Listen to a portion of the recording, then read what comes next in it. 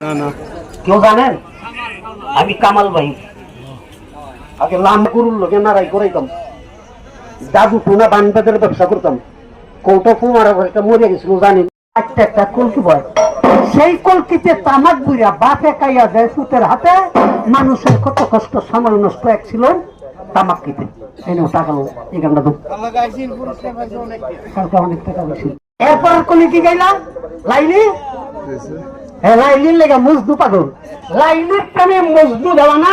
আর এই মজদু লাইলি যে রাস্তা দিয়ে যাইতো, এই রাস্তার ধোয়া বালু তার শরীরে মারত।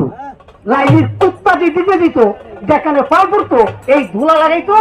আর লাইলির বাড়ির কাছে একটা দোকান ছিল বাবা, এই দোকানে কে মজদু বইয়া থাকতো। ডেলি লাইলি থেকে মজদু বসে। আরেকদিন দোকানদাররা বললো, কি কইছে?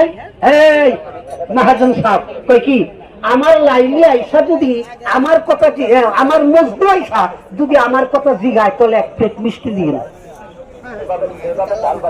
মজদুকে জিগাইতেছে, লাইলি আইসে বহেন, এক প্লেট মিষ্টি দিছে, খাইছে আয়া পড়ছে।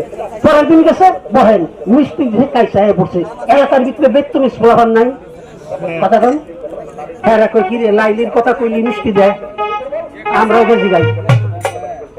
আরেকদিন গিয়া কইতেছে, লাইলি আইসে, মজদু মিষ্টি খাইলো। আর পুরাতন দিঘায় লাইলি আইসে এমনি মিষ্টি দেয়। এই দিন খাইতে খাইতে 70 জনে গেছে। বিকাল বেলা বিল লইয়া গেছে, বিল দেয়।